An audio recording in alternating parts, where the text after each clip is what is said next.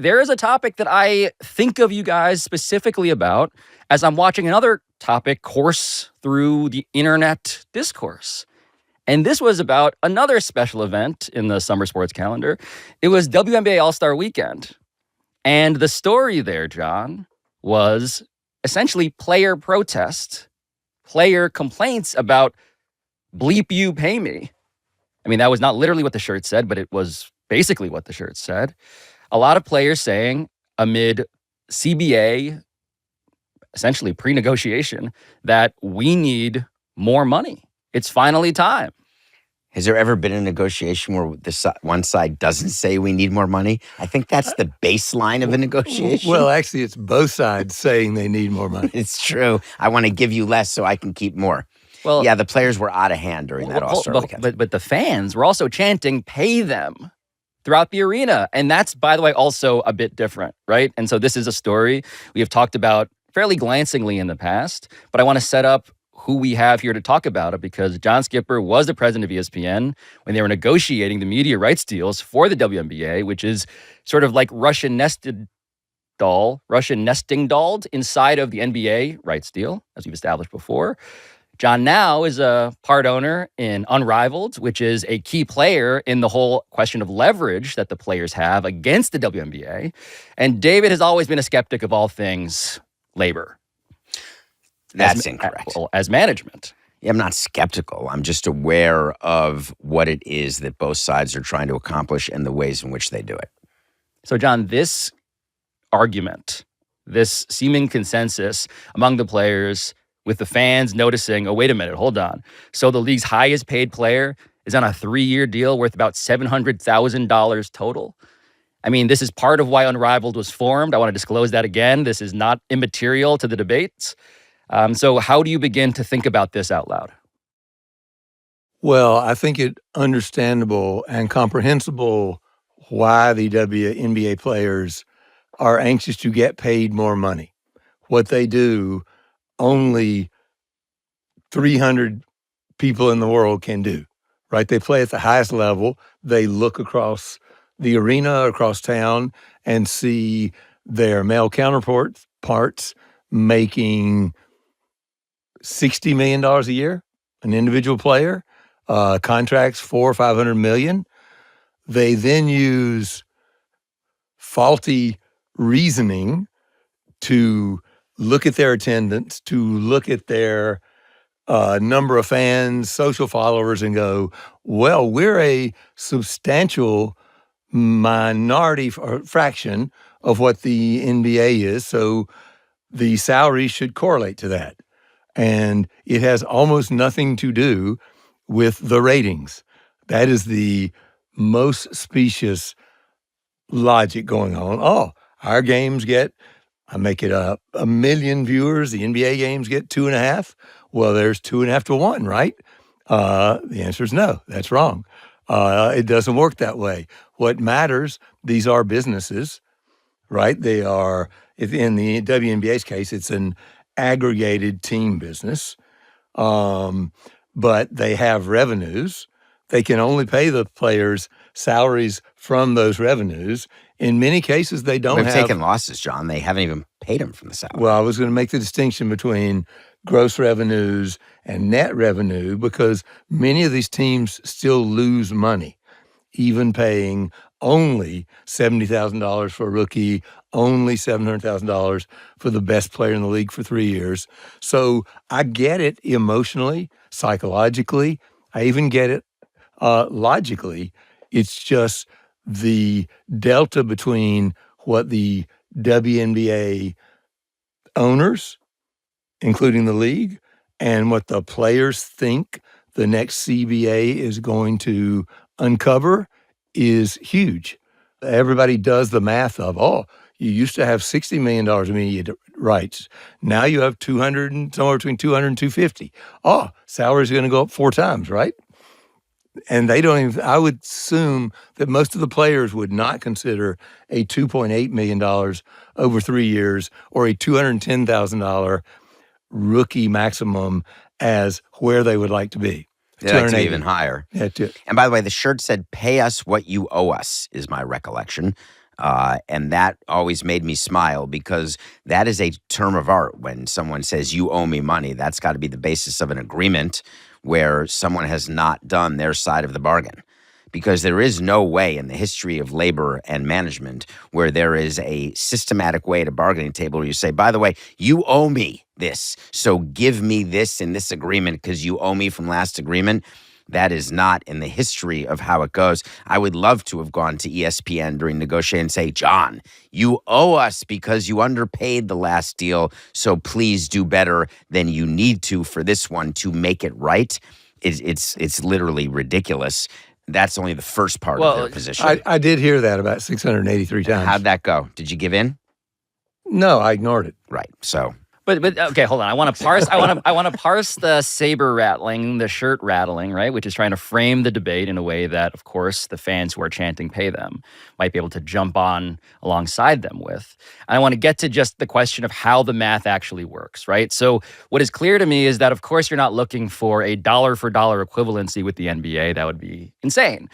But I believe it's not insane. The tennis players, they have the same prize money in tournaments. They fought for equality. So the thought is, why aren't we fighting for equality in women's basketball and men's basketball? They do it in tennis. So it's not insane. It's just, it's not realistic. So I suppose that I am here to put my thumb on the messaging scale. I would say, do not argue for that. That's very unrealistic, borderline insane. But instead, as a matter of percentage, like let's talk about just percentage, right? Not raw total dollars, but just what would be fair for the players to request as a matter of a percentage of the pot.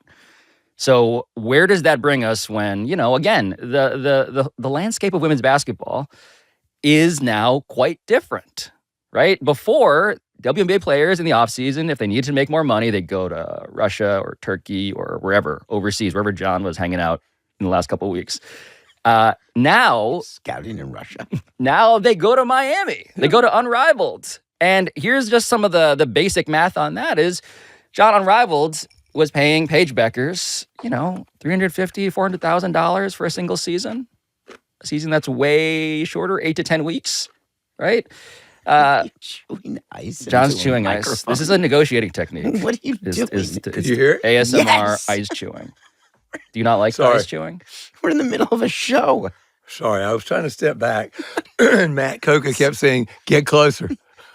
So I am an ice chewer. If I have ice in a glass, I chew. We're doing a show. The Sorry. financial. I just think of this as a conversation among friends.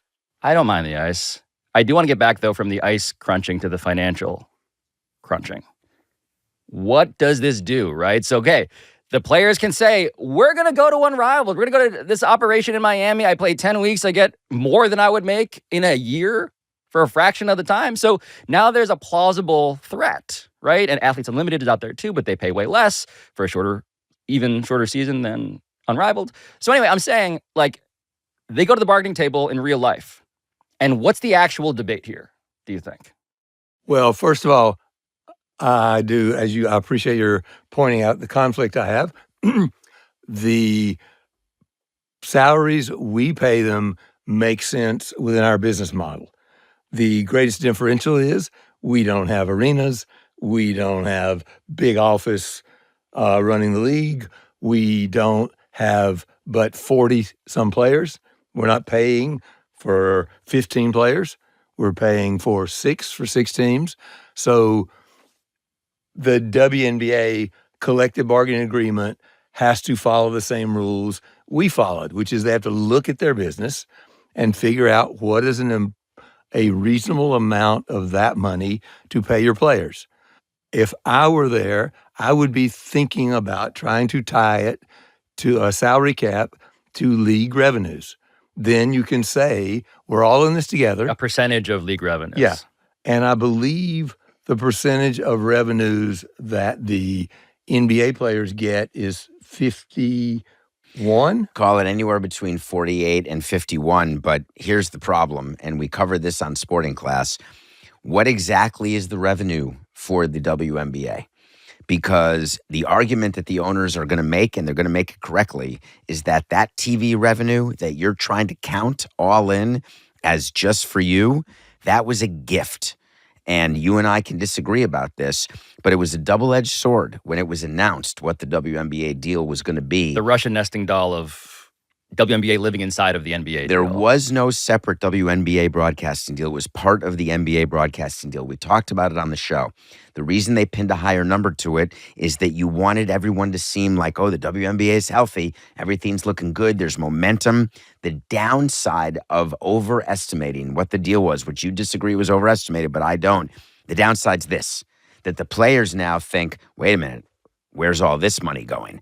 And the answer is, John touched on it, there's tremendous overhead for the WNBA.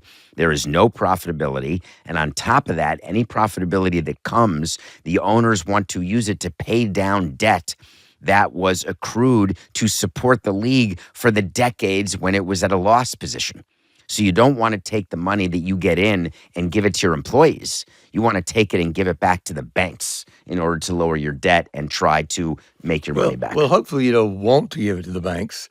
You may have to. You got to pay banks back. You should keep in mind that the nesting doll occurred in an environment. Do you know when David Levy and I negotiated the NBA deal in 2013, give or take, for 2015 through 24? You know how many bidders for the WNBA there were? Hold on, let me count. Let me see if I have any fingers and toes. I'm going to go with 0. No, there was 1.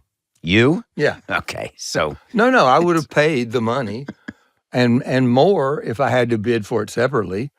So I do not believe, I think the nesting egg thing has been good. Would you have taken it if you didn't get the NBA? Yeah. Sure I would. We were in the business of having a lot of sports and a lot of hours. We had the women's college basketball tournament when we did not have the men's college basketball tournament. So yeah, we would have taken it and we would have paid at least as much as we paid within the NBA. And while the NBA, NBC has it within their NBA deal, there are other deals made that are outside and only Smaller. have a women's component.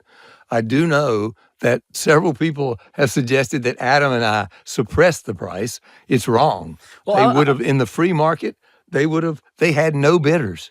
That is how much the league has grown and gotten there. I do think that the NBA establishment, because remember, the league owns a piece of all the teams, so they're, oddly enough, could be considered to have a bit of a conflict in this arrangement. And by the way, arrangement. they own buildings, they own teams. These are all the entanglements that are really hard to isolate. Even if it means that they don't solve all of their making money problems, they should solve their equality problem by saying, you're going to make the same over a certain amount of years. You're going to get the same disbursement of revenues the men get. That's how we can be equal. By percentage. But how do you say what the revenues are? In the NBA, it's far easier. It may be far easier. Hold on, but we should explain this, though. I have a business solution. Get a math genius. An auditor would work. Hold on, let's draw up that LinkedIn posting. We need a math genius to help the WNBA. I just think that the reason why you're in for a labor stoppage is the expectations of the players, not unlike in baseball. It's just unrealistic in terms of what they're hoping for. It is the expectations of the players with the short-sightedness of the establishment, which is going to try now to make all the owners solvent, get them making money. The money owners... The horror. Forget the horror. People are paying lots of money for the valuations. And that's how the WNBA owners are eventually going to make money. So they're sitting there complaining about, I lost $11 million last year. Boo-hoo. There's not any poor guys who own teams, first of all. And they are already getting $400, $500, $600 million valuations, so they can lose $11 million a year, the way Mark Cuban did for a long time, and still be in a revenue-producing business, and that is buying your team, holding it, and selling it for a huge multiple. It's really amazing that you were ever in the corporate world, because if you went to I kind of never was. You kind of Have really you not were. listened to the show? He's the most socialist capitalist in sports business. If you went to Bob Iger and said, listen, I understand that my division is getting crushed and we're going to need a distribution here from your division, but don't you worry. We're buying stuff that if you sell it, you're going to get all your money back. What would Bob Iger say to you? Well, the Walt Disney Company is not analogous as a business to a sports league at all. I don't agree. Damn, there was some spice on that. That's No. all. If you at this point in the world, if you buy a sports team, you're so to anti-rich people. To live on the money you make from that team, you are. Do you dress like a schlep on purpose so people can think you're some sort of plebeian? It really makes me. The reason I'm tired of it, Pablo, is that people may get the impression that John has the best interests of the man in mind because he's so concerned. Which man? No, exactly. And so my issue is that your whole career, your whole wealth is based on capitalism and the way you made money for yourself and other people. And now you sit here and say, losing $11 million a year, big whoop, your asset went up by more. Yeah, I don't have any concern for the billionaires who own teams and are losing pocket change on a WNBA team. It's fun to count other people's money. I've never met a billionaire who looked at his losses as pocket change. I've just never I didn't, met and that. I find it astonishingly. Have you ever met one? No, and I find it astonishingly obnoxious. Until you were a billionaire, and then you wouldn't find it obnoxious. It is obnoxious. Okay. I can't argue with you. Why? Do you know why casinos make more money on poor people? Because the richer you are, the less you gamble. I don't gamble at all. Exactly. No, I don't have any. It's the same as when rich owners want the government to subsidize their stadiums. So this is the point. I can't think debate all this. Pablo. I know this is where we're debating literally the fundamental tenets of sports business, which is to say it's always the unholy amalgamation of rank capitalism and also socialism when convenient. This is the whole point of how you protect yourself as a very rich, wealthy person with lots of power in a club that you need to buy into. That's how this goes. And so, of course, these tensions exist. Anytime you have a business, you have to understand the nature by which you're going to make money. And there are different ways. You're not buying a sports team at this point to make money on the earnings every year. Mark Cuban famously said, I'd rather lose money and win than make money and lose. I introduce you now to the Miami Marlins. That is not. No, we ended up losing money way more years than we made, and we didn't win, which is the worst plan ever. And did it change the owner's lifestyle? Yeah, what'd you sell that team for, David? So the answer is it did not change his lifestyle. And did you make all of that money back from the sale? You bet your sweet bippy he did. So who's to feel bad for them? You don't understand. I'm not asking for the violin playing. I'm asking you to not pander to the people thinking that you are them.